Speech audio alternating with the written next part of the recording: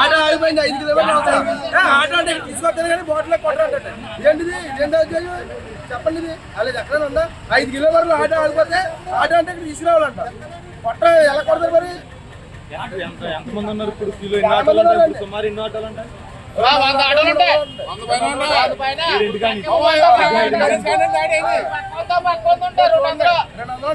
ఆటోలు ఉంటాయి బాటిల్లో కూడా కొట్టుకుంటున్నారా పరిస్థితి ఏం చేయండి ప్రభుత్వం నుంచి ఏం కావాలి మినిమం 500 ఆయిల్ కొట్టేలాగా చూడాలి రోజు చాలా ఆయిల్ కోసం చాలా ఇబ్బంది పడుతున్నామండి అది ఏం జరిగిందో తెలియదండి యుద్ధం వల్ల జరుగుతుందా దీని వల్ల జరుగుతుందా మాకైతే అర్థం కావట్లేదండి కనీసం ఆయిల్ లేక కిరాయిలు లేక మేము చాలా ఇబ్బంది పడుతున్నామండి మరి ప్రభుత్వం దీన్ని బాధ్యతగా తీసుకుని ఆయిల్ని మాకు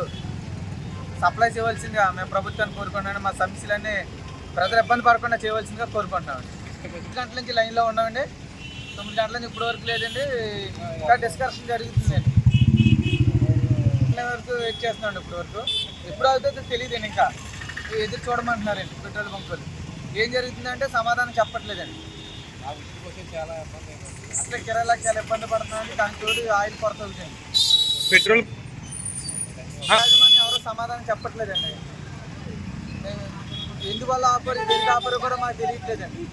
ఎవరో సమాధానం చెప్పట్లేదండి మా పైనుంచి మాకు ఆయిల్ రావట్లేదు మేము సప్లై చేయలేకపోతున్నాం అంటున్నారండి ఎవరిని అడగాలో తెలియట్లేదండి మేము లైన్కి వచ్చేనే మనకి జీవనోపాధి చేయదండి ఎన్ని గంటలైనా వెయిట్ చేస్తారని ఎదురు చూస్తున్నామండి అది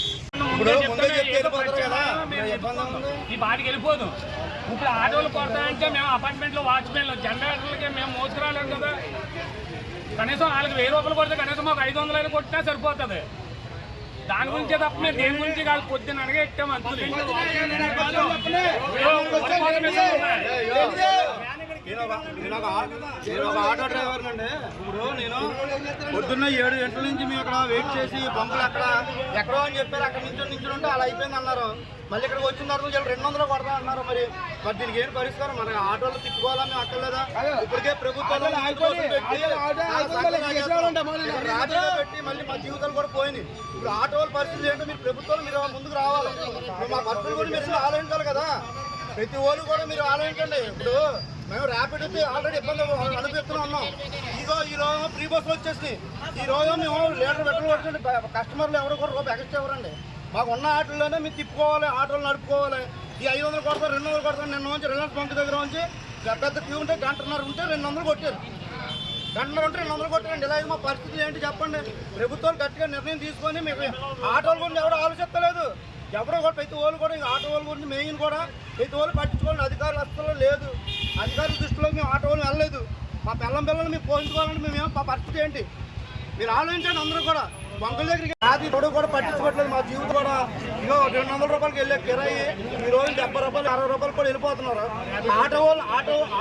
ఆపితే మేము ఏమన్నారు తెలుసండి మేము 5 లక్షలు పెట్టి ఆటో కూడా మా పిల్లలు ఎలా పోయించుకోవాలన్నా మేము ఏదో విధంగా వెళ్ళిపోతామంటే ఇంకా వాళ్ళు ఏమనలేదు మీరు ఆటో డ్రైవర్గా వదిలేసి వచ్చే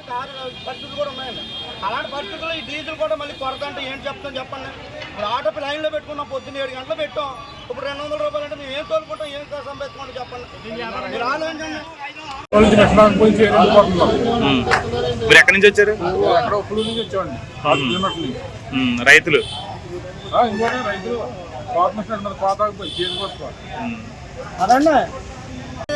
అమ్ముకుంటున్నారు ఏంటో అర్థం అవుతలేదండి ఆటోలు పొద్దున్న నుంచి